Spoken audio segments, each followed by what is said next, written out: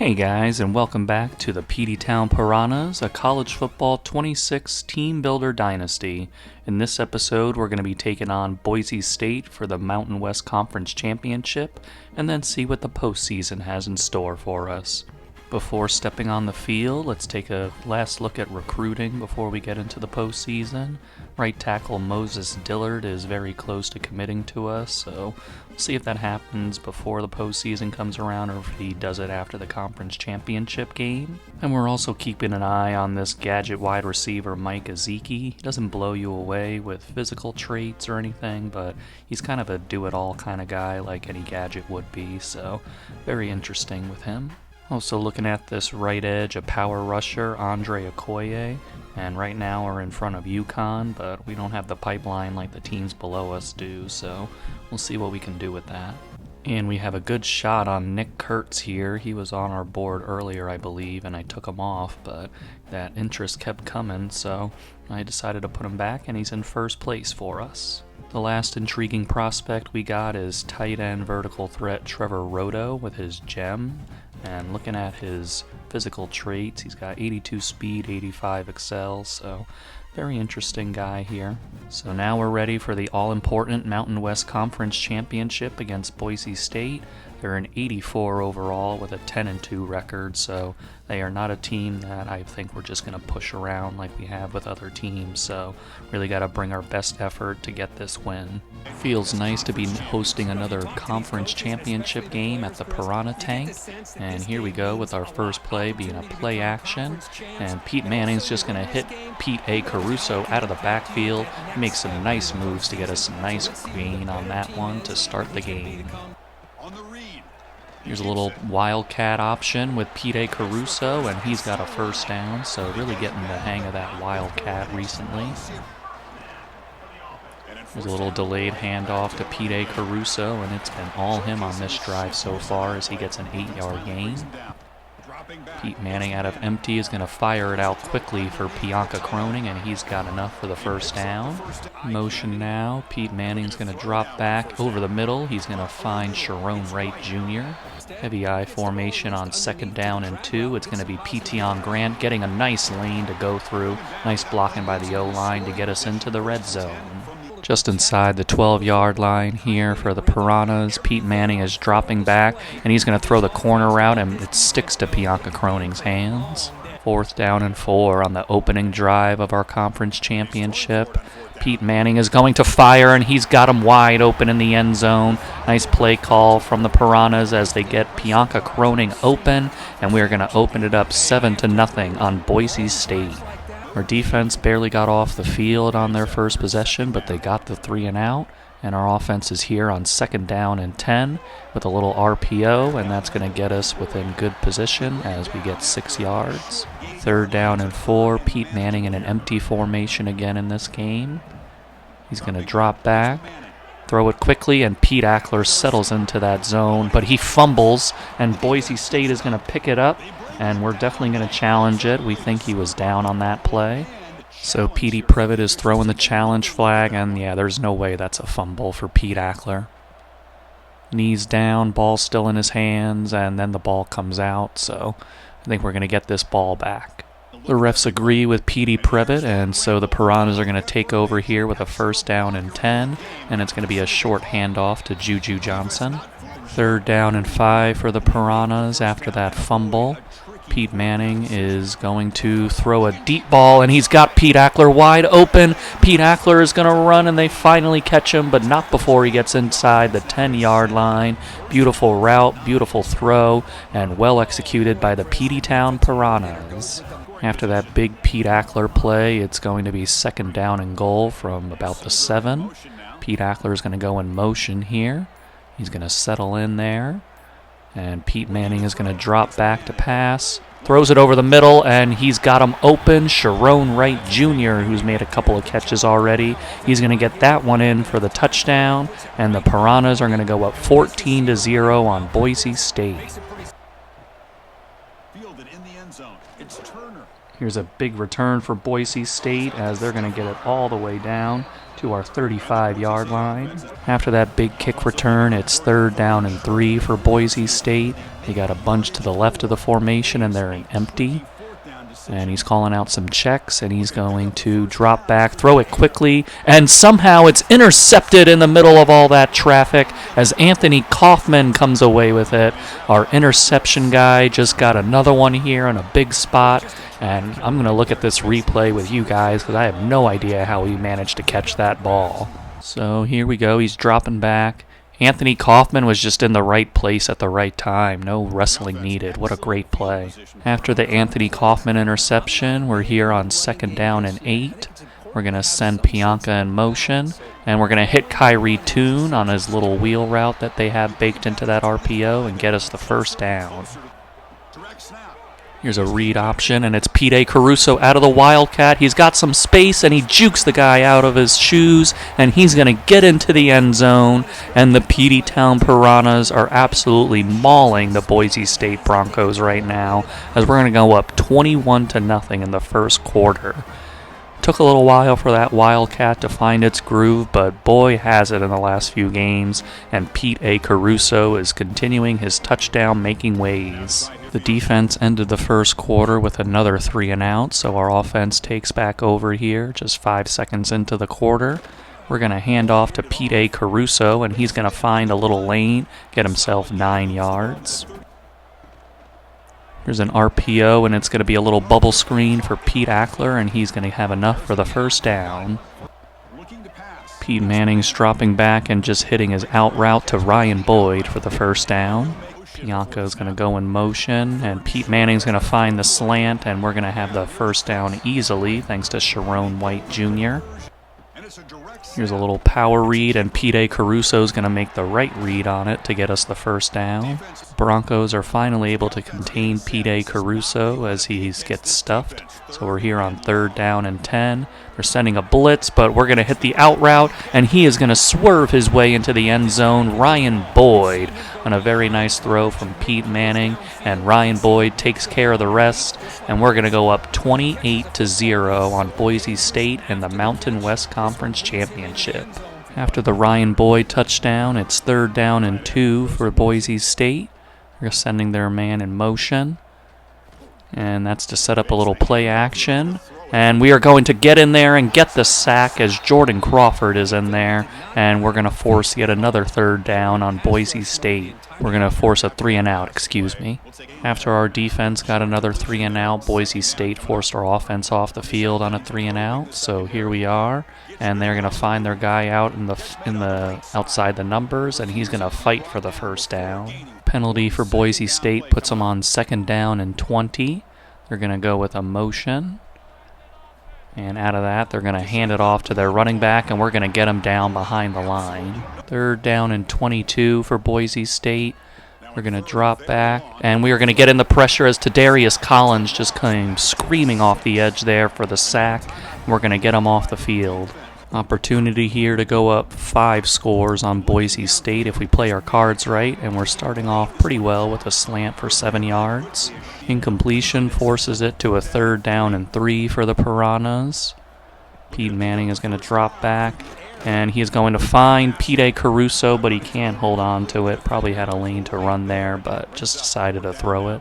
Petey Boy is going to make an appearance for a field goal attempt. He's going to put it up, and it is good. I thought it went wide left, but he managed to put it through. So we're going to go up 31-0 on Boise State. Oh, and there's an interception from Peter Ellis out of nowhere. He just overthrew his guy, I guess, and it landed in the waiting arms of Peter Ellis. What a great play. So the offense didn't do anything with it after that Peter Ellis interception. And with the score being the way it is, I'll probably just show some scoring highlights if anything happens, and barring anything crazy, probably just be short little clips. And after that, I'll see you guys at the end of the game. And here's a sack for the Peteytown Piranhas as Kevon King is going to get back there. Here's Juju Johnson over the middle of the field, and he's going to get it into the end zone.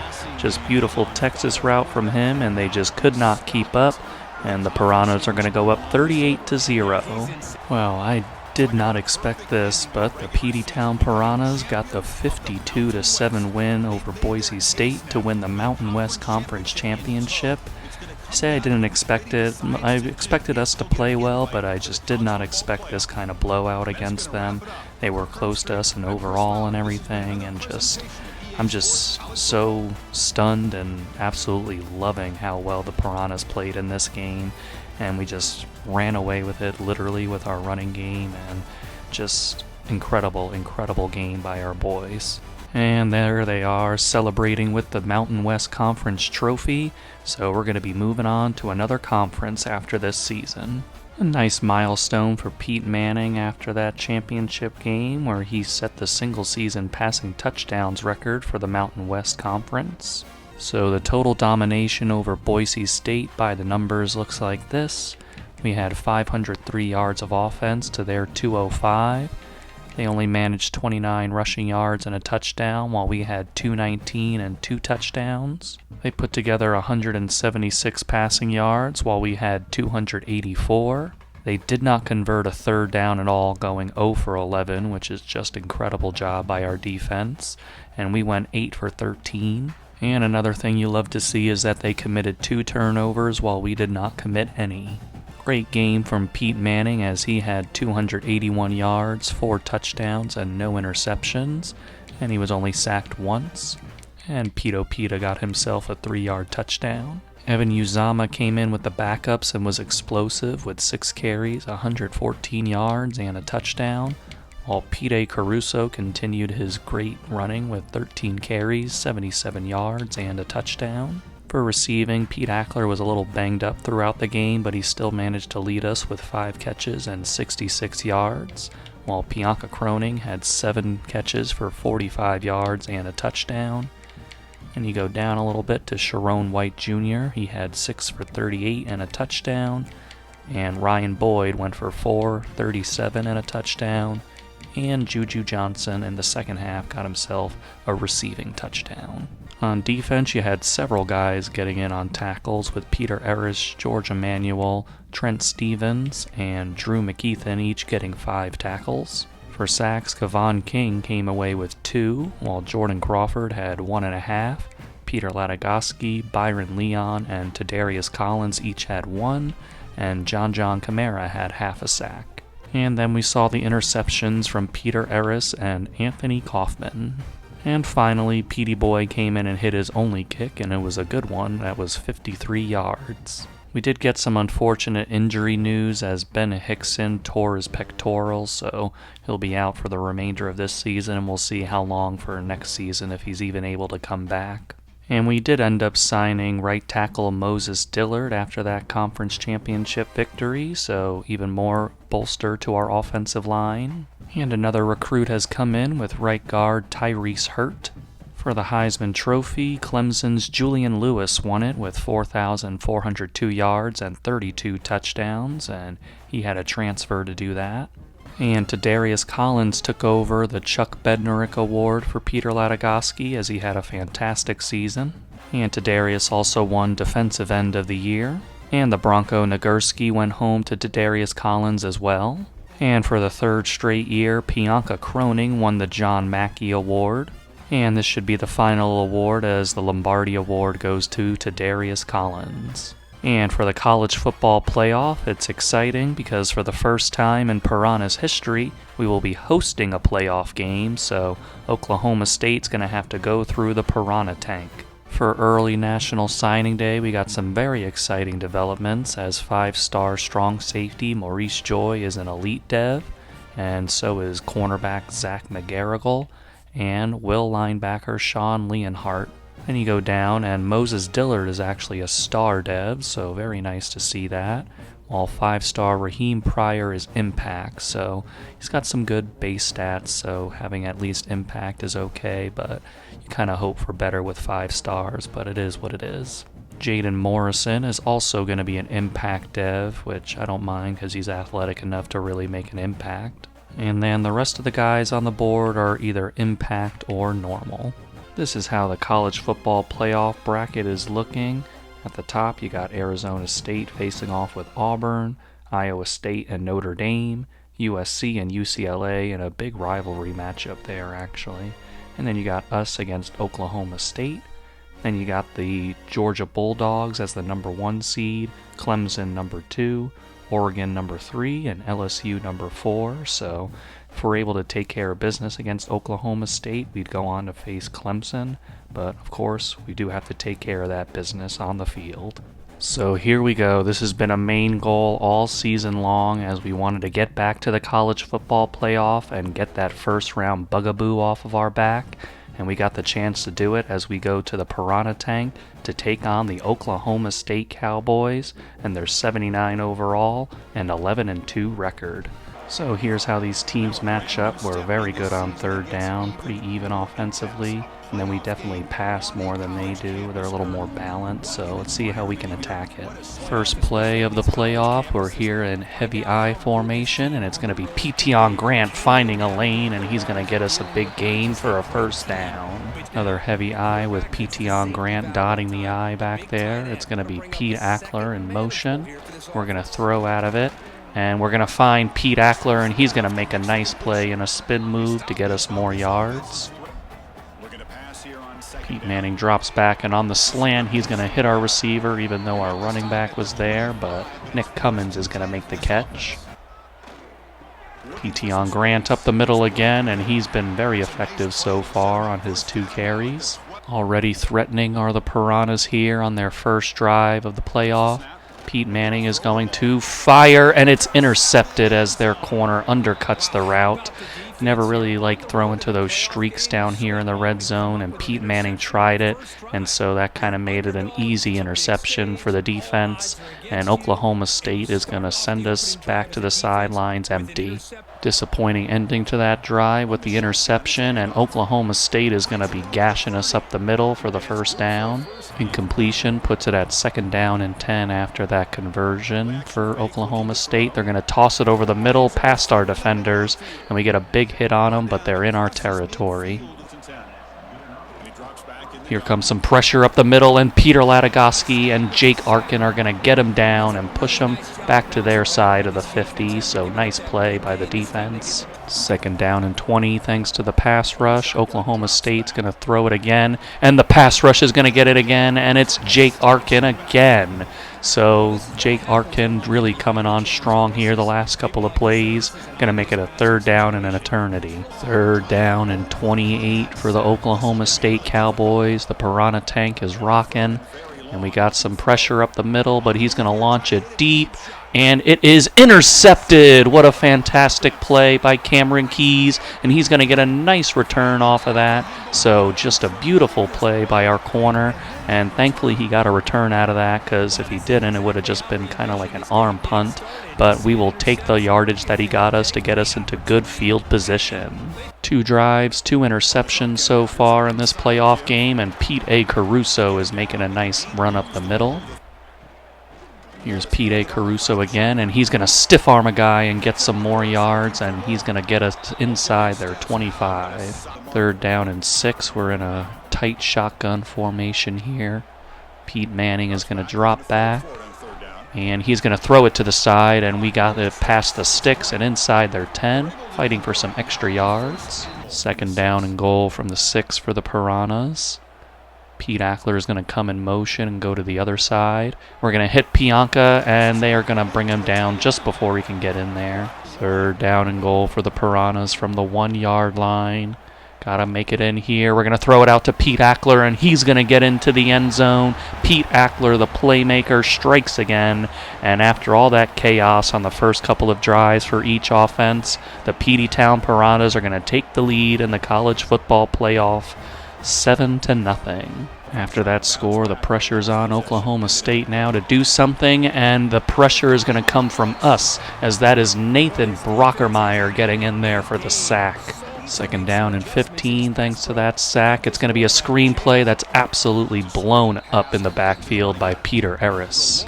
Oklahoma State is moving backwards as it's 3rd down and 22. They're just going to go with the handoff, and their guy is going to stiff arm us, but still not get it all the way to the 1st down marker. Here's a direct snap for Peteytown Caruso, and he makes a nice cut to get himself 8 yards. 3rd down and 2 for the Piranhas. It's going to be a motion.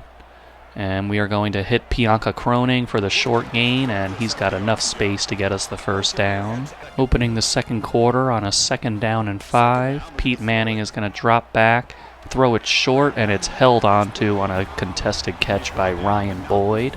Not much success on 1st and 2nd down, and it's 3rd down and 12 for the Piranhas. Pete Manning with a large drop back. He's going to fire, and he's got Pete Ackler on a corner route.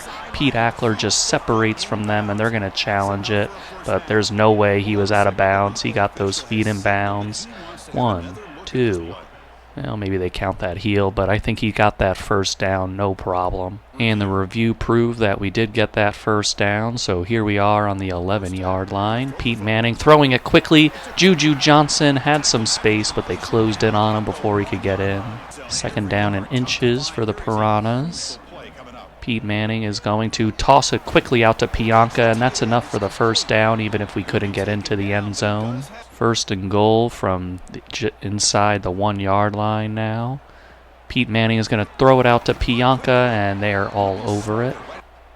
It's going to be another throw to Bianca, and this time he's able to slip his way through, and the Peteytown Piranhas are going to go up 14-0 on Oklahoma State. Off play action, they're going to throw, and their guy is going to split our zones on a nice little streak, and he's going to get the 1st down. Oklahoma State's going to find the soft spot on a quick route, and he's got enough for the 1st down. Quick pass on a screen, and their blocks line up nicely, and they're going to get 9 yards. 3rd down and 2 for the Cowboys. It's going to be a motion from their receiver. And it's going to be a handoff to the outside, and we're able to get him down. What a great play by John Camara and Charles Lester III. Here's a 55-yard field goal attempt, 55-56. The kick is up, and it is no good. He missed it wide to the right, and the Piranhas are going to take over again with great field position, as currently we are winning the field position battle by a large margin. Empty formation for the Piranhas. Pete Manning is going to drop back, fire quickly on an out route, and we're going to get the 1st down thanks to Ryan Boyd. And here's Bianca Croning, and the pop pass works to perfection as he's going to get it just outside their red zone. From the 22, opportunity here to really blow this game open in the 1st half. Pete Manning with some pressure on him is going to hit a hitch route nicely to Nick Cummins. Pete Manning again. It's going to be Peteytown Caruso, and he's in the end zone easily as they just lost track of our running back. And it's going to be 21-0 for the Peteytown Piranhas over the Oklahoma State Cowboys. No room for the Cowboys to breathe on 1st and 2nd down, and they're here on 3rd down and 9. As they're going to drop back to pass. The pressure comes in, but he evades it, and he's going to find their receiver, and he's going to get him past the 40-yard line. Another play for Oklahoma State is going to go over the middle, and they fit it into the window. Incompletion makes it a 3rd down and 2 for Oklahoma State. We're pressing them up very well. And here comes the pressure, and Tadarius Collins is going to get in for the sack. So I think our pressing kind of disrupted their timing, and Tadarius Collins took advantage to take down their quarterback. Here comes Pete Manning, and he's got a nice crossing route over the middle for the 1st down to Ryan Boyd. Pete Manning is going to try to throw it over their guy, but he leaps up and grabs the interception. He's going to get it to our 30-yard line, and that's going to put Oklahoma State in their best position they've had all game. Just an ill-advised pass from Pete Manning. I see what he was trying to do, but just not the right play in that situation. That interception gets new life for Oklahoma State as the 1st half is coming to a close, but Tadarius Collins is going to extinguish some of that life with another sack on the game, and it's going to make it 2nd and 17. 2nd and 17 after the sack from Collins, And they're going to try a screen pass, and we are over there as Charles Lester fights off the block to get the tackle. 3rd down and 18. We pushed them back nicely. Here they come with another screen pass, and this time some blocks line up. They get a pancake out there, and he's got a big lane, and our defense is going to give up that long yardage situation as they just called the perfect screen pass in that situation. Real opportunity for the Cowboys now as they're going to do a little play action, hit their guy in the flat, but we're going to bring him down. Here comes another pass attempt, and they're going to hit their guy in the no, they're not going to hit him. He's going to drop it. 3rd down and goal, looking for a stop here for the Piranhas. Oklahoma State's looking for the touchdown, of course. They're going to pass, and it's going to be to Darius Collins getting in there again for the sack. So he had one earlier on the drive. He ended the last drive with a sack, and he got a big one there to hold them out of the end zone. From the hash mark, not an easy kick for Oklahoma State here. They're going to put it up, and it is going to go through, so they're able to get something out of that drive, but it could have been a whole lot worse, and it remains a 3-score game at 21-3. Here's a pass attempt, and Peter Latagoski is going to bring him down for our 7th sack of the game, and they have 0 on the game, so just opposite ends of the spectrum here, and our fearsome pass rush is showing up when we need it to. 3rd down and 14 for the Cowboys. They got some time on this one, but that time elapses quickly, and he's going to have to throw it away, and they're going to punt. Some Wildcat on 2nd down, and it's going to be a counter with Juju Johnson, and he finds the lane that he needs to make a big gain and get us into their territory. After that 1st down conversion, a couple of plays don't go anywhere, and it's 3rd down and 8 for the Piranhas. Pete Manning is firing confidently, and he's got Pete Ackler in stride, and he's going to get them deep into their territory. From the 15-yard line now, it's 2nd down. We're going to hit a bubble out there, and they don't go for it. They bit down on the run, and we're just going to go around them. 3rd down and 3 for the Piranhas. Pete Manning's going to drop back. He's going to look and find a man, and he's got it, and it's going to be marked at the 1-yard line for Nick Cummins. Spread him out here on 2nd down and goal. It's going to be to Bianca Croning, and he's in the end zone again for the 2nd time today. Our John Mackey Award winner showing up in a nice way in this playoff game, and we're going to go up 28-3. After Bianca's score, the defense gets off the field to hand it back to our offense, and we're going to start with some Wildcat for Peteytown Caruso, and he had some space to work with there, and he uses it to get a 1st down.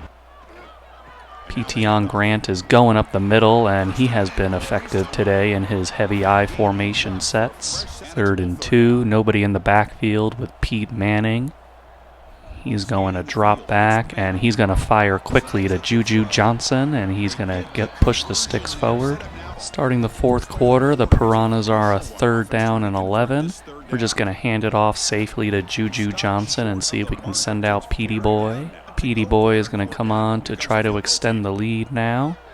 And he's going to get it off, and it doesn't matter what the kick was because they roughed our kicker, and they're going to keep our drive moving. 3rd down and 7 now for the Piranhas. Pete Manning's going to fire short, and they're going to bring him down after just a few yards. So Petey Boy is going to come out again for an easier field goal. And he's going to put it up. And it is through, so we're going to go up 31-3 on Oklahoma State. And at this point, I'm going to bring in the backups, get them get some playoff experience, and rest our guys, because we're well on our way to advancing in the college football playoff.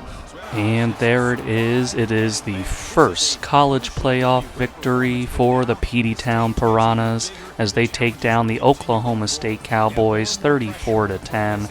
I'm just so incredibly proud of the team. Main goal of the season was getting past the 1st round, and we did that and just made a big statement that we are here to play. If the playoff victory wasn't enough, we got even more incredible news as Pete Manning has set the national career passing touchdowns record, so incredible feat by our quarterback. And here's the stats from that playoff victory. We had 357 yards to their 236. We had 108 rushing yards to their -12. Passing, it was almost even as we had 249 to their 248. And they were 4 of 15 on third down while we were 8 for 11. It was one of those games where we lost the turnover battle but won the game as we had 2 turnovers to their 1. Pete Manning had 249 yards, 4 touchdowns, and 2 interceptions, and he was only sacked once. Pete A. Caruso had 10 carries for 46 yards, while Peteytown Grant had 5 for 41. Pete Ackler was the man in this one with 7 catches, 86 yards, and a touchdown, while Bianca Croning was finishing drives off with 9 catches, 50 yards, and 2 touchdowns. Then you go down here and you had Pete A. Caruso getting that short touchdown catch. Charles Lester III was really making plays out there with 7 tackles and 3 tackles for a loss. We had 9 sacks on the game as Peter Latagowski got 2 along with Tadarius Collins, and Jake Arkin had 1.5. Nathan Brockermeyer, Charles Hardy, and Byron Leon each had a sack, and then Jordan Crawford added half a sack. And then you had Cameron Keys getting that interception and big return on their first drive, which really helped set up our offense to get him back into focus. Then you had Petey Boy hitting both of his field goals with a long of 52. After that first round victory over Oklahoma State, we're going to enter the quarterfinal with a matchup against number 2 seed Clemson. Now it's time to take on easily the best opponent we've had to play all season with 95 overall Clemson. And like us, they come into this game undefeated, so somebody is going to go home really hurt in this game, and the other will advance to the semifinal. Here's some comparison on the stats. Very even. They do outgain us by quite a bit though, but everything else looks pretty even. We come out on offense to start the game, and Pete Manning is going to throw, and he's going to hit a wide open guy, and it's going to be a first down for the Piranhas. High formation now for the Piranhas. It's going to be a stretch play to Pete A. Caruso, and he's going to get around the edge and get us a big gain and get it just past their 50-yard line. Wide bunch to the left for the Piranhas.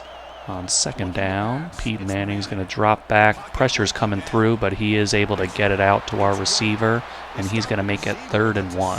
3rd down and 1 for the Peteytown Piranhas.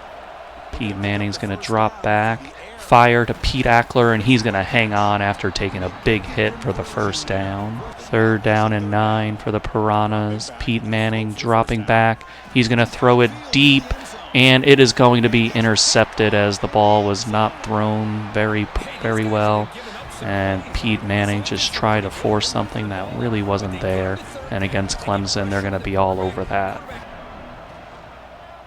Fake to the running back, and the quarterback read it beautifully on the read option as he's going to get the first down. Bubble screen for Clemson, and their guy is going to be taken down just before the first down marker. 3rd and inches, they're going to go with an empty formation. They're going to drop back, throw it over the middle, and their guy gets the separation they need for the first down. Play action over the middle, they just throw it right over our heads and get it into our territory. Gotta remember in this game we're playing Julian Lewis, who won the Heisman Trophy, so he's probably going to be a problem to deal with all game. On this play, they're going to use their running back, and he's going to find the gap for the first down. Julian Lewis fires, and they got another big gain, and it's another first down. Lewis, and he's going to find his guy, but we keep him out of the end zone. 2nd and goal for the Tigers. Got a bunch of guys on the line. They're going to try an option again, and Peter Latagowski is going to bring him down. 3rd down and goal from just inside the 5-yard line.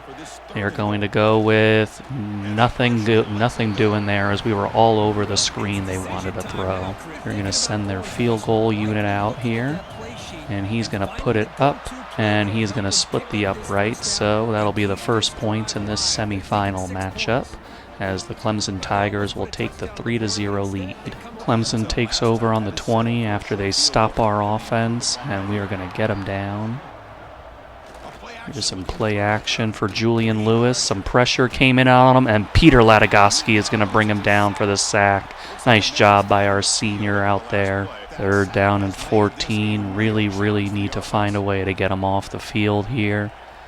Lewis is going to drop back to throw, and he's going to find his guy right in front of our defenders, and they're going to get the first down. And the running back is going to run right into Peter Latagoski, but he pushes him away, and he's going to get the first down. Play action, and it's going to be intercepted. What a great play. Such a needed play for the Piranhas, as Charles Lester III is going to come away with that one. We got a little bit of pressure in there on Julian Lewis, and it probably forced him to throw it before he wanted to, and Charles Lester III took advantage of it. After the interception, the Piranhas are on a 3rd down and 9. Pete Manning's going to drop back. He's going to hit Pianka. He makes an incredible juke move, and he's going to get the first down. Literally, I've never seen Pianka pull out a juke move like that, but he did when he needed to. Pete Manning's going to fire it outside now, and we're going to get the first down there, thanks to Nick Cummins. Pete Manning is going to drop back, and he is going to find our man, and he's going to get the first down. That's Sharon Wright Jr. Pete Manning is going to fire, and Pianka Cronin gets around him, and he's going to get into the end zone. So beautiful job by the Piranhas, taking advantage of that interception from Charles Lester III. Pianka Cronin was huge on that drive, and the Peteytown Piranhas are going to take a 7-3 lead near the beginning of the 2nd quarter. Julian Lewis fires it quickly, and we're going to corral him, but not after a 9-yard gain. It's 3rd down and 1 for Clemson. They're going to try an outside run, but we are going to absolutely blow it up. Charles Lester III having an incredible start to this game so far. Got an unbalanced look here, and it's going to be a handoff to Pete A. Caruso, and he finds the lane. Nice blocking there, and he read it well. Piranhas find themselves on a 3rd down and 2. Pete Manning all alone back there. They're going to send pressure, and it's not going to get anywhere near him as he throws it out quickly to Sharon Wright Jr. From the 37-yard line now, the Piranhas. We're going to get a drag over the middle, and it's Sharon Wright Jr. again for another first down conversion. Pete A. Caruso is going to stop on a dime, and he's going to fight his way for the first down. Here we go on 3rd down and 8 for the Piranhas. Pete Manning is looking, and he's looking short, and that's James Bickley making the catch, but short of the marker. Petey Boy is going to come out here to kick the field goal, and he's going to put it up and through. So we're going to take a touchdown lead on Clemson now. So we're feeling pretty good about ourselves right now with this 10-3 lead. Starts just inside the end zone. Uh-oh, and here comes Clemson on a big return. He's going to break out of there, and Clemson is going to score a touchdown off the kickoff. So the positive vibes from that field goal drive kind of vanish a little bit with that big return from Clemson. And now we're going to get the ball back with a tie ball game. After that kickoff return touchdown, it's 3rd down and 7 for the Piranhas. Pete Manning is going to drop back, fire, and he's got Nick Cummins on the hitch route. Here we are in 3rd down and 3 for the Piranhas. Pete Manning fires underneath, and it's a nice route and a nice catch there for Sharon White Jr. New set of downs for the Piranhas. Pete Manning is going to fire, and he's going to get a nice run after the catch there from our receiver, Nick Cummins. Looking to throw yet again. Pete Manning with time is going to find Pianka Cronin, who's streaking down the sidelines, and he's going to get us to the 1-yard line. What a nice play by the Piranhas and Pianka Cronin. Let's see if the Tigers have studied the film on our favorite play. They have not, as Pete Ackler is going to fight his way into the end zone. And after that kickoff return, I'm so happy with how the offense responded with a touchdown drive. 3rd down and 7 for Clemson. And we are going to get the sack as Jordan Crawford is able to beat his man and get to Julian Lewis before he could scramble. Piranhas with a little opportunity to add something before halftime. Pete Manning is going to drop back and fire outside, and it's Nick Cummins. complete. It's second Here down comes now. Pete Manning, and it's going to be Juju Johnson making the catch, and we're going to take the timeout. One timeout remaining, 3rd down and 2 with 23 seconds left in the half. Pete Manning is going to drop back and fire over the middle. It's tipped up into the air and intercepted by Clemson, and we just got to bring him down. I mean, it hit our receiver's hands, but it's just not really a throw you want to make in that situation. And unfortunately, those tip passes like that, you're always scared they're going to get picked off. And that one did for Pete Manning. On 4th down and 3, we're in a prevent look, just trying to keep it in front of us. With 3 seconds left, Julian Lewis is going to drop back, and he is going to fire it deep. And it is intercepted by the Piranhas in the end zone. That's Peter Ellis, and that's going to end the first half, just securing our 7-point lead. Here's a little RPO hitch, and their guy just jukes us out of our shoes on that one. Totally breaks our ankles. Another run for Julian Lewis as we get pancaked, and we are going to drag him for the first down. Lewis will do a little play action and fire it over the middle, and they make the diving catch. What a great play by their receiver. We're going to send heavy pressure, and they just throw it quickly over that pressure, and Clemson is going to tie up the game. Like to see our offense respond after that touchdown drive given up to Clemson. We're here on 2nd and 9. Nick Cummins is going to go in a looping motion. And we are going to fire over the middle to Pete Ackler, and he's going to make the catch for the first down. 3rd down and 5 for the Piranhas. Pete Manning dropping back. They're going to bring in the pressure, and they're going to bring down Pete Manning for their first sack of the game. And it's going to be a punting situation for the Peteytown Piranhas. Big stop from the defense, and the offense is going to take over now. And we're going to get a drag route that's going to get us a big gain on 1st down with Sharon Wright Jr., who's having himself quite a game. After that big first play, the Piranhas are on a 3rd down and 4 with the next set of downs. Pete Manning is going to fire a pass, and it's undercut and intercepted by Clemson, and they're going to get it into our territory on the return. So unfortunately, Pete Manning has, in last season, he had interception issues in a playoff game, and in this one, unfortunately, the first game he had 2, and then in this game he's got 3 interceptions now. So just really wish our quarterback didn't make that decision there, but it was a great play by the defense undercutting the route. Here's a little play action over the middle, and they're going to hit their man, and he's going to get them into our red zone. They're going to throw it where our slot corner was blitzing from to get 7 yards. And read option for Julian Lewis, and he's going to get taken down by Charles Lester III. 3rd down and 3 for Clemson on this play. Julian Lewis pointing out some checks. He's going to throw it out to their running back quickly, and we are all over it with Peter Ellis. What a great read by him. 4th down and 3 for Clemson. We're going to drop back into coverage, and we're going to knock it away, and we're going to shut him down there. What a great play by the defense. Here's a bubble, and we are going to get the blocks to line up, and he's going to split it as Sharon Wright Jr. continues to make plays in this game. Here's the pop pass to Bianca Croning, and he's going to get it into their territory. Good read by Pete Manning, and Bianca Croning does the rest. A couple of Juju Johnson runs only get us to 3rd and 7. So here we are in an empty formation with Pete Manning.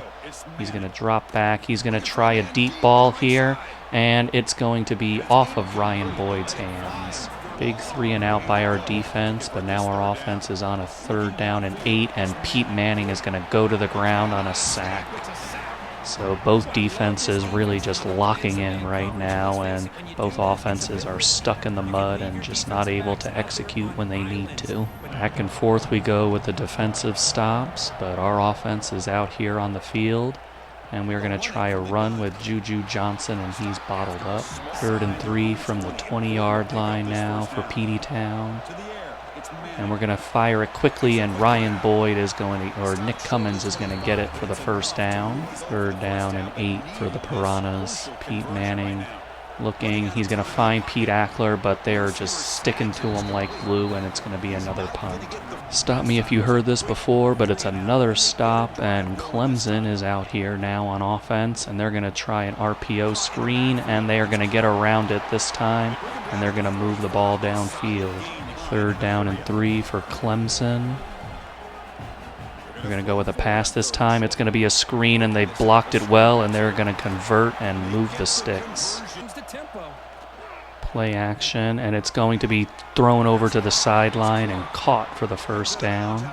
He challenged the last catch, but it was very clear and obvious that he got it. So now they're going with a read option, and Julian Lewis is going around the edge, and Peter Harris is going to bring him down before he can score. 3rd down and goal for Clemson. They're going to try the screen pass. It looks like they got it, and their running back is going to get into the end zone, and Clemson is going to take the touchdown lead, 24-17.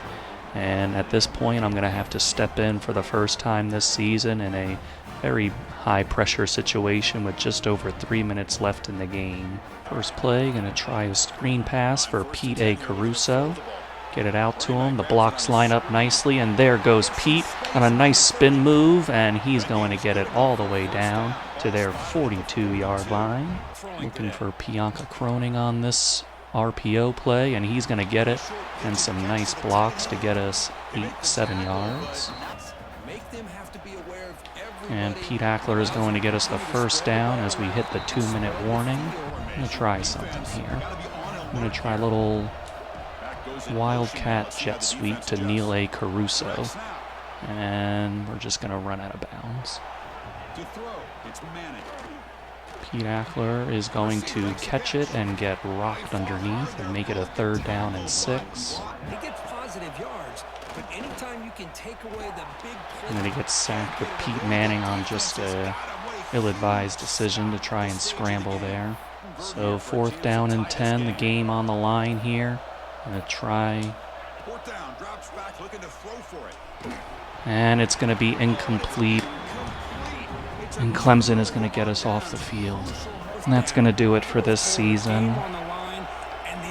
Just couldn't make it happen there. And Clemson kneels on it. And that's going to seal their 24-17 win. Just very disappointing. Feel bad for the guys. They fought hard today, but especially the defense in that second half, but just couldn't really move the ball on offense in the second half. And we give up that lead that we built in the first half, and just at the end of the day couldn't make it happen on that last drive. And, that's just very disappointing, very disappointing. So now we can look at the stats in our game against Clemson. We actually outgained them 423 to 335. We had only 48 yards rushing to their 57. Through the air, we outgained them by almost 100 yards as we got 375 to their 278. And we were 6 of 16 on 3rd down while they were 4 of 12. So 2 teams that came into the game converting almost like 2/3 of their 3rd downs were not very effective on that in this game. A lot of turnovers in this game as we had 3 and they had 2. Pete Manning made some throws in this game, but he also made some throws to the Clemson Tigers, and that kind of hurt us a lot in this one as we just couldn't really overcome them, especially in that second half. You just get shut out in a half. That's not a recipe for success. But he did end the game with 376 yards, 2 touchdowns, 3 interceptions, and he was sacked 3 times in his final game with us. Pete A. Caruso had 15 carries for 62 yards in his final game. Bianca Croning was his playmaking, award-winning self with 8 catches, 104 yards, and a touchdown, while Sharon White Jr. had 9 for 93. And Pete Ackler ended his career with 9 catches, 74 yards, and a touchdown in this game. Charles Lester III had 12 tackles in this one, while Peter Harris had 11. Cameron Keys with 10, and George Emanuel also had 10. The all-time sack leader in college football, Peter Latagosky, ended this game with a sack. And Jordan Crawford got in there, as well as Byron Leon.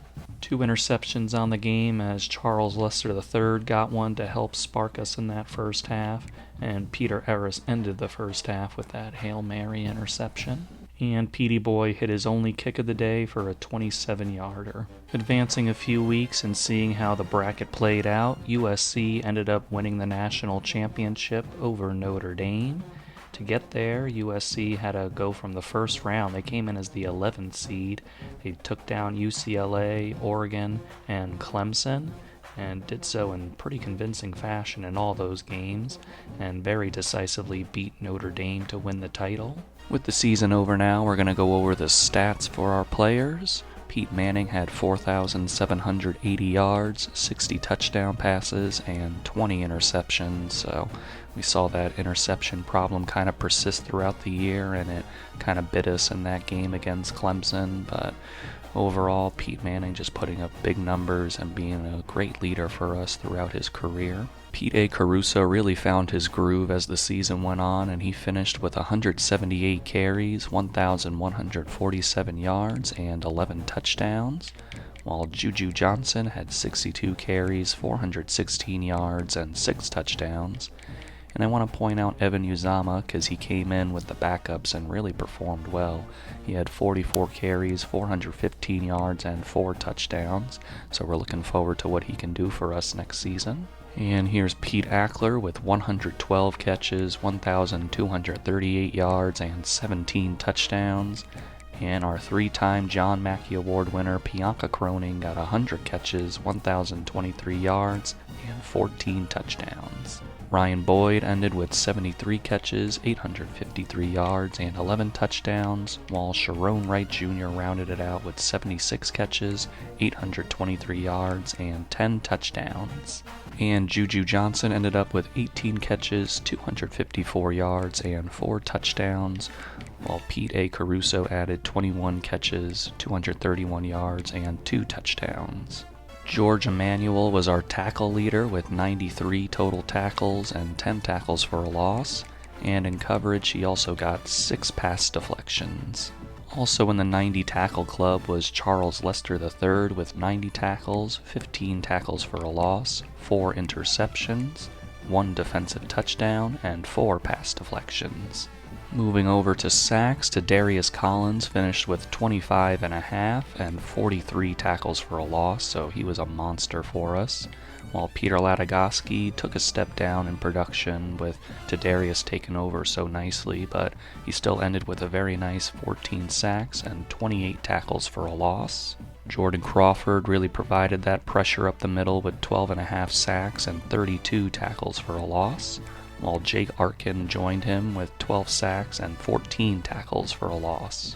Peter Ellis was our interception leader with 8, and he also contributed 80 tackles, 9 tackles for a loss, a sack, and he also had a defensive touchdown and 4 pass deflections.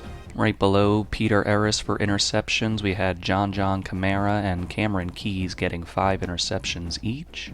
John also got a defensive touchdown, along with Peteytown Glenn, and Darius Collins also got one, along with Jordan Crawford, so we were able to turn some defense into offense this year. You also had Darius Collins forcing 2 fumbles, and Peter Latagowski and Byron Leon also forcing some fumbles. And Darius Collins, Peteytown Glenn, and Jordan Crawford all recovered fumbles. Didn't have to trot Petey Boy out there too much, but when he was out there, he was effective with 14 of 17 field goals and a long of 58. We also saw some of our guys setting national records, and you had Pete Manning setting the national passing touchdowns record, where he ended up with 161, so congratulations to him. And we all know Peter Latagowski had the national record for sacks, and he ended up with 70, so he created the 60 and 70 club for all of college football, so that's a record that will stand for the test of time, I believe.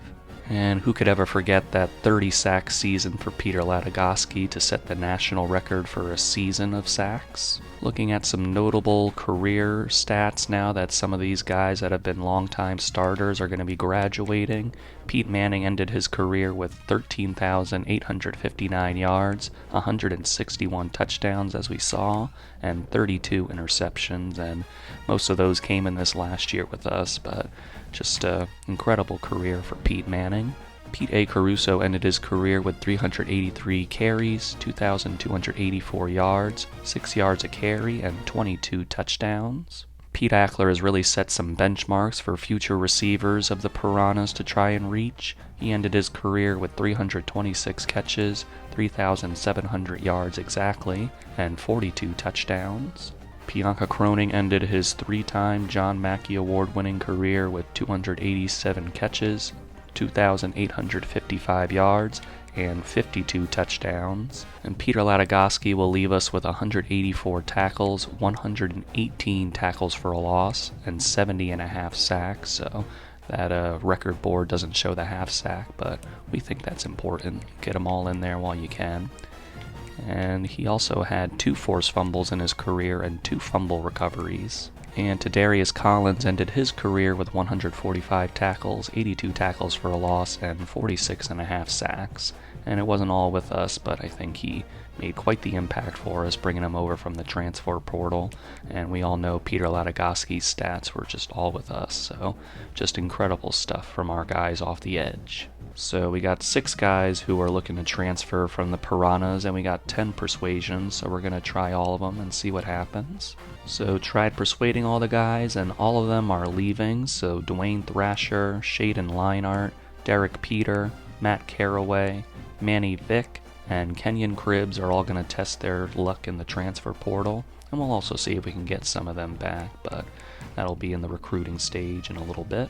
The next thing I'm going to do before we advance is I'm just going to see if any of these graduating guys have points to put on, so we can maybe try to get them higher overalls and see if we can get some draftees out of this class. So far we got these 3 guys. We got Pete Manning, Pete Ackler, and Charles Lesser III all projected to go, so we'll see if we can boost guys like Peter Latagosky and Cameron Keys, and we'll see what kind of progress we can make with that. So not a lot of improvements trying to boost guys up, but Pete Manning did get to a 99 overall, so that's very nice to see. We also raised Tadarius Collins to an 88. Pete A. Caruso also boosted up to an 87, so he's probably right on the fringe. So after the boost, we're just going to talk about this class of guys really quick. Pete Manning, of course, he was our leader for 3 years, and so sad to see him go. Then you got Pete Ackler, and he wasn't awarded with any postseason awards or anything like that, but he will be in the NFL, and he was just an absolute monster for us, making big plays throughout his career, so we're definitely going to miss him. Can't really understate the impact Tadarius Collins had as a duo with Peter Latagosky. And speaking of Peter Latagosky, what an absolute legend, etching his name into the record books forever in college football. Then you got Pete A. Caruso, who was a nice solid running back for us, giving us a little shiftiness out of the backfield. And Juju Johnson was an excellent receiver for us out of the backfield, so long to him. Bianca Croning did get those awards, as I've mentioned many times, with those 3 John Mackey awards, so just excellent production from him, and he's just the beginning of what I believe will be a great tight end university here at Peteytown. And got to give the specialist some love, as Petey Boy was a solid if unspectacular kicker for us, but we did enjoy having him as our guy. Ultimately, I think this class's legacy, especially the guys that have been around for a while, they helped the Peteytown Piranhas get to the college football playoff 3 times, and they ultimately delivered the first playoff win in our history, so I think that's something that'll always stick with them, even if we weren't able to get it done a couple of times, but their legacy will be that they really put the Peteytown Piranhas on the map to the rest of the college football world. So this is our most draft picks ever. We had 2 first-rounders with Pete Manning and Pete Ackler. Then Charles Lesser III ended up going in the 3rd round. Tadarius Collins and Cameron Keys went to the 6th round. And Peter Latagosky was rewarded with a 7th round draft selection. So very nice job by these guys, just boosting up our program. Some nice news for our coach build, as with these draft picks that we got, we're going to get Master Motivator unlocked, and I'm going to go down that pathway.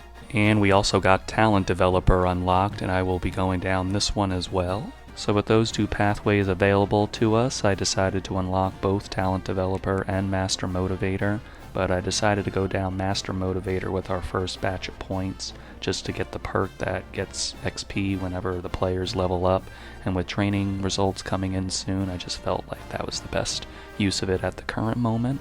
Going down the Master Motivator tab, I went to Tier 3 on quarterbacks, running backs, receivers, and DBs, just to increase all their XP gains, just because with their different skill sets, there's a lot of different things they need, so I want to make sure we're getting some points for them that we can use. Before we get into recruiting for the transfer portal, the Peteytown Piranhas are a 3.5-star school now, so that's very exciting. And then looking at the conference prestige, we're going to be moving up to the American after winning the Mountain West Conference. Of course, one of the exciting elements about moving up in team prestige is that we have more recruiting hours to use, and we have 1,050 now. So we're going to see what we can do with those to get some more talent into the Peteytown Piranhas. So stepping into the transfer portal, we got our points going on the high school guys just to have them commit and free up some more points. And then for the transfer portal, we got some interesting guys. Our main areas are quarterback, cornerback, and linebacker, just to try to upgrade that position. But for quarterback, we got some interesting guys to look at. You got this young guy with James Turay with 93 throw power, and accuracy is all above 80. And for a pocket passer, he even has 82 speed, so that could be valuable. Another quarterback we're looking at is Weston Bryan. He's a little older and more polished. He got that 91 throw power, 93 short accuracy, and then 86, 85 on the medium and deep accuracy, and good speed as well from him. And just like everything here is above at 82, so that's a good starting point, I think. And probably end up, if we can get him, he'd probably be our starter while the other guys try to develop. Then to round out the cornerbacks, you have Jet White, who is a little not as fast as other guys, but he does have 95 change of direction and good coverage skills. Then you got really just off the charts athleticism with James Bethel with that 96 speed, 99 excel, and then change of direction agility is amazing as well.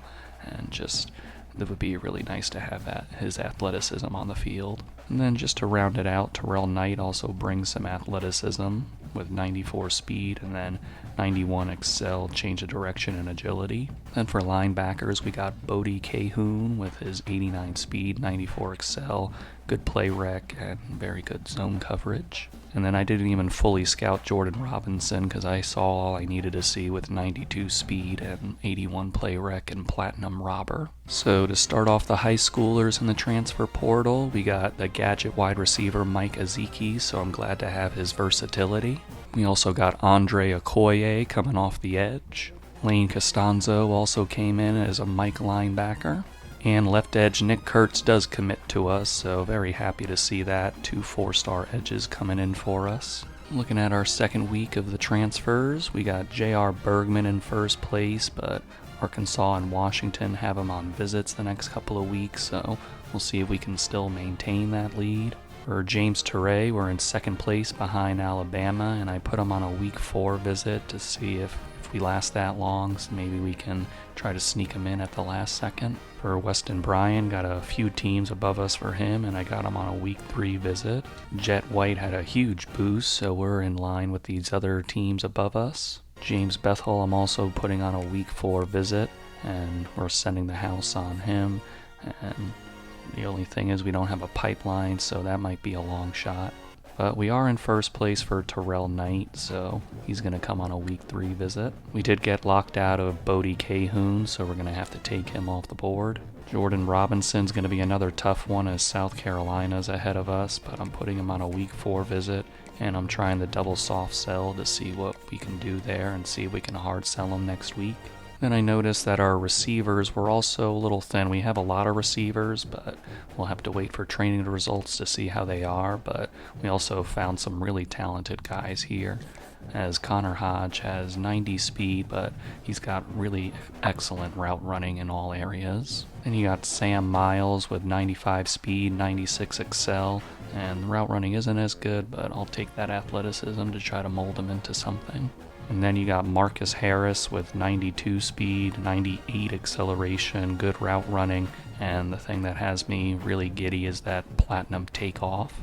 And we got a kicker to replace Petey Boy with Manuel Amador.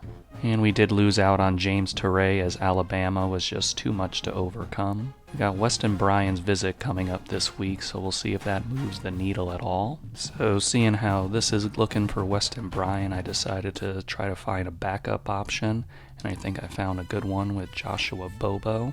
He's a freshman transfer, so he'll be a sophomore, but he's got 93 throw power, accuracy is all above 80, and 79 speed for dual threat is meh, but we could always just tick that up, especially since he's got good passing already, so we can make that a focus if we can bring him in. Jet White is very close with Texas and Ohio State, so with that week 4 visit, just to keep us in it, I'm going to try to use these soft sells. James Bethel's looking like a long shot, but maybe that week 4 visit can help us. And I also got him on a double soft sell. Terrell Knight's looking more like a possibility, even though we went down from Florida State, but he's on a visit for this week, and we got him on a hard sell, so let's see if that can help us. And the double soft sell worked for Jordan Robinson, and we got him on a week 4 visit, and we have his hard sell. The 3 receivers I added all went into first place, so feeling good about getting them. And we did end up getting Terrell Knight, so I'm glad we got at least one of those cornerbacks because we just needed the depth because we only had 4 on the roster, so getting him is good. Unfortunately, Weston Bryan locked us out, so that's not going to happen. We did jump up to first place on Joshua Bobo, so disappointed with the other 2 guys not wanting to be with us, but I think Joshua Bobo is a good fallback option. Unfortunately, we did lose out on James Bethel to LSU, so that's a shame. As for the rest of the board, J.R. Bergman is just below Arkansas, so I don't think that one's going to happen, but we are okay at free safety, so it wouldn't be the biggest deal. We have Jet White on the week 4 visit, and we have his hard sell going, so at this point it's just seeing what happens. On much brighter news, we got Jordan Robinson to get a big boost, and we're going to have him on a week 4 visit, so feel really good about getting him. Greg Hayes also took a big bump up for us. He's going to be on a visit, and I kind of just guessed his hard sell, and I was correct, so that helped us. And just looking at his stats, he's got 91 speed and 90 excel, so got some good juke moves too as well. And feeling really good about getting these receivers, so it's going to be a real big boost to our speed and route running, so very excited to see how our receiver room looks. Just in case it doesn't work with Jet White, I put a couple more corners on here. These 2 don't have any offers, so I'm seeing if that can help us. And Gideon Fasago has 93 speed and acceleration, 98 change of direction, so very athletic.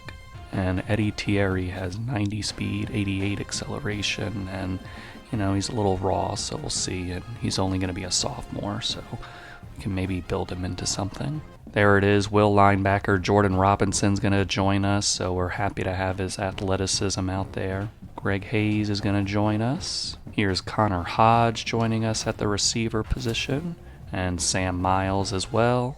And there's Marcus Harris to finish off the wide receivers we were looking at, so as I said, very, very excited for our receiving room. And there's Joshua Bobo to add to our quarterback room. Eddie Thierry is going to join us, so we filled out our cornerback room in depth. Not surprised J.R. Bergman ended up going to Arkansas, and Jet White went to Alabama, so Alabama was sniping dudes from us. And Gideon Fasago decided on Florida. JR was only normal development, so it makes it a little better to deal with. Jet White had impact, so, it is what it is. But then you scroll down here to Gideon Fasago, and he had star development, so kind of unfortunate we missed out on him. So looking at the dev traits after National Signing Day, we already know we got these elite devs, so that'll be 3 elite devs.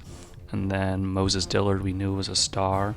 And then the other right edge that we got, Andre Okoye, at a high school is going to be star, so that's very good. Then the transfer running back Greg Hayes also has star development. And then you gotta scroll all the way down for these other guys to see theirs. So Mike Ezike only normal, Lane Costanzo normal, Nick Kurtz normal, Terrell Knight normal. So struck out a little bit with those guys, but it is what it is. Then Trevor Rotto had impact, so that's good to see. And then we're all waiting to see Joshua Bobo, but he was only normal dev. But I'll take the baseline statistics as we try to find another quarterback for the future beyond him. Then Jordan Robinson had impact. I was like, he's got to at least be impact, so good, pretty good signing there. Then all the receivers we found were impact development. And finally, Eddie Thierry had impact development, so got some impact guys in the transfer portal and one star guy with the running back, so we'll see what we can manage to do with this team now that we've got all the recruiting out of the way. Taking a look at position changes, when I was recruiting this freshman, Alex Payne, I always had the idea to move him over to tight end, and he's going to make for a 76 overall tight end, so I think that assumption was correct, and that's what we're going to do with him. Heading into training results, Sharon White Jr. has upgraded to impact development. Jordan Crawford has upgraded to elite development, so we'd love to see that, and he deserves it for how well he's played for us. So after putting our points in our quarterbacks, David Alote ends up being the highest overall with 84. While Joshua Bobo is down here at 79, and you get excited about different things with him, but the main problem is that his accuracy is capped, and the accuracies are like okay, but not as high as what David Alote has as we go up to him. His accuracy is also capped, but as you can see, the accuracies are much better, so I'm gonna think about it, probably leaning towards David Alote because he also has the 82 awareness, which helps a lot in decent play action. And look at Joshua Bobo, and his awareness is just below his, so we're thinking about what we're doing, but again, I think probably leaning towards David Alote, see how he starts the year. For transfer Greg Hayes, he was already capped out on his quickness and elusiveness, so I got his hands up for carrying and catching. Then I got a little route running to put him in the green, and then I got his awareness and ball carrier vision up to 87, so he's going to be a smart player to go along with a little athleticism. For Evan Uzama, we got him up to 80 overall, up from 68 overall, and of course his main attribute is that he's got 97 speed and 96 excel, but we just got up his elusiveness to its cap, and then we put up his IQ a little bit, and his hands a little bit, and we also got him shifty, so it's going to be an interesting battle for our running back position because you really can't match that kind of explosiveness out of Evan, but I think Greg Hayes gives us a little more overall game, but it'll be interesting with this stable of backs. They all bring something different to the table. For Connor Hodge, we did a little bit of everything for him as he's gone up from an 87 to a 91 thanks to some boost to his speed, and then his hands are maxed out and his route running was already fantastic and we just boosted it up a little bit more. Marcus Harris already had that platinum takeoff, so all we did was boost his speed up a little bit so he has 93 speed and 99 excel. And then we got his route running up, so he's got at least 91 in all these attributes. As for the future of our wide receiver position, James Bickley, we have him at 98 speed and 96 acceleration. We also put up some of his route running, but really the most exciting part about him is that his caps are really, really good, so very excited about him. Anchoring our offensive line this year will be 95 overall right tackle Tavares Boykins after we maxed out his pass blocking and run blocking, got him a little more IQ, and then he already had the platinum outside shield and option shield, but we upgraded him to gold pocket shield, so I think this guy is whoever's going to be our quarterback this year or who's going to be in the backfield running the ball, they're going to be protected well by Tavares Boykins. Using Jordan Crawford's newfound elite development, we got him to 90 overall, and he got his 91 power moves, 97 strength, and 90 block shedding. And with that improvement on his run stopping, we were able to get platinum grip breaker. We also got him silver pocket disruptor. and a little bit of bronze inside disruptor. We maxed out Charles Hardy's power moves and also got him some run stopping abilities, and we also got his pocket disruptor up to gold. Anthony Kaufman has worked hard to get himself to a 91 overall, and he did it by really boosting up his run stopping, which was the weakest part of his game, but now it's a big strength, and his pass coverage, as it always has been with that 94 zone coverage, he's just such a great all-around linebacker for us now. There's two sides of the coin with Jordan Robinson. Obviously, we saw that he had tremendous physical abilities, but that's also because he's maxed out everything in his skill caps, so we can't really do anything else with him, but he does have that 92 speed, 99 acceleration, just really an athletic freak, and 88 zone coverage paired with that athleticism is going to play really well, and the run stopping is okay, not the best. And his IQ, I'm hoping that 81 play rec can cover up for anything. And then for his physical abilities, he's got the gold bouncer and platinum robber, so I think that'll help him play well in the game, but won't really be able to get him into the NFL because of these skill caps. I think Peter Eris is going to be an absolute nightmare at free safety for us, as he's gotten up to a 91 overall, and he's maxed out that zone coverage with 99 zone coverage.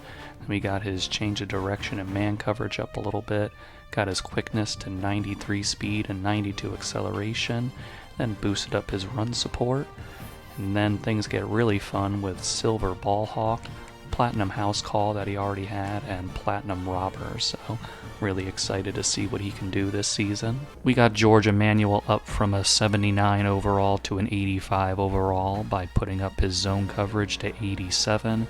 Then we put some points into man coverage to really get that change of direction up for an ability. Then we maxed out his quickness, so he's got 97 speed, 99 excel, and just an overall athletic demon. And we got his hands up to 77 to work on that house call ability.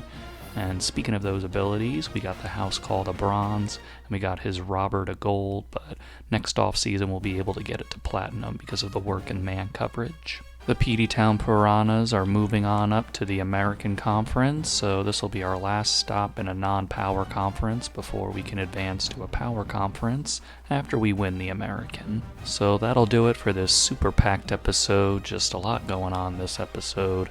Our Piranhas ended up finishing their season 14-1, with that one loss being in the playoff. Just, disappointing end to the season, but getting our first playoff victory in program history was just absolutely wonderful. So hope we can build on that as the Piranhas move forward, and I'm just looking forward to what we can do next season.